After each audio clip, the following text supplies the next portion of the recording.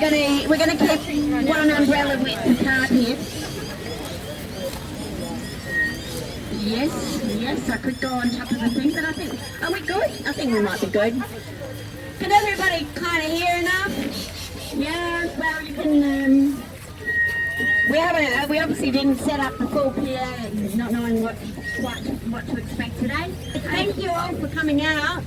Thank you so much for coming out, everybody. And there's people still filing in, which is really good to see. We're standing here, well, this week out of lockdown, but with so many conditions on where we can go, what we can do, how we behave, and restrictions, you know, that have reached the schoolyard and the classroom. People have children affected by the mask wearing in schools, which is not a requirement or a directive, but you know, it's pretty appalling when things are not a directive from, you know, as part of the emergency directives, but schools take it on for themselves and punish children for making them wear masks. So, and also a lot of people contacting their schools and politicians and whoever they can to try and get a little bit of traction on that.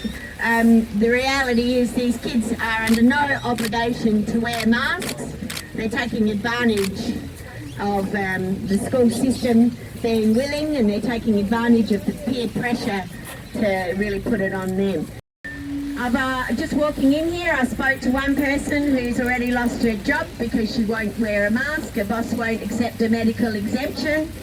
I'm getting emails, messages, phone calls from people who are saying they've been verbally abused when they've gone out and they haven't had their mask and they have a medical exemption. They have reasons for not wearing a mask. I don't think you need a reason not to wear a mask other than, you know, being a human being whose normal physiological, you know, mechanism is actually to breathe air.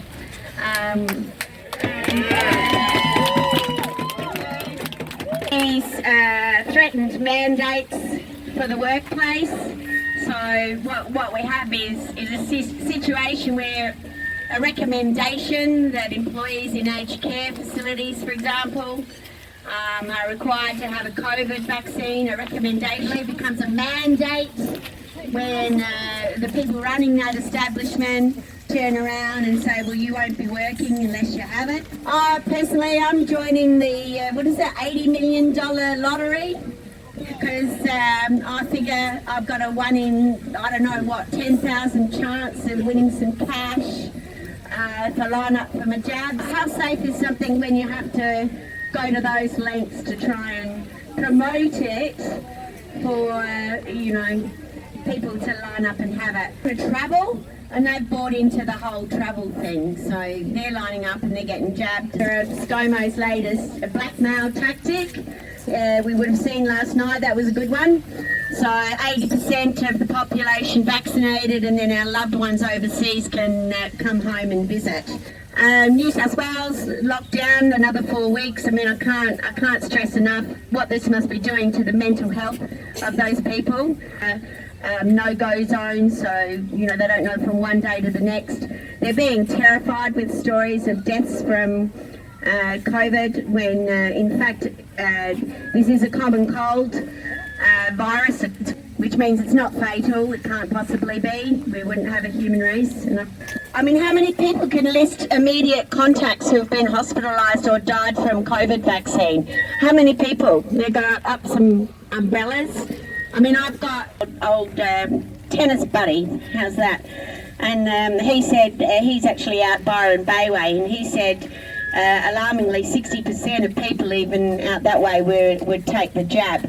And his mate had taken it and woken up and his pillow was a pool of blood. We all know that this is not a conventional vaccine, it's new technology, it is doing a lot of damage. 41,500 adverse events, 400 deaths as of 22nd of July, and that's just Australia. Those people with those adverse reactions, they're not reporting because they've got a bit of soreness at the injection site. The side effects from this vaccine are far, far worse, and far diverse. It's a nothing burger. There's nothing there. It's not something that anyone's going to die from. Like chance of recovery with I mean, you don't even need. It's a common cold. I don't even want to go there. There's no risk to our children, and yet they're doing this to them. I reckon we go for a bit of a wander. What do you think, people? Who's up for a bit of a march?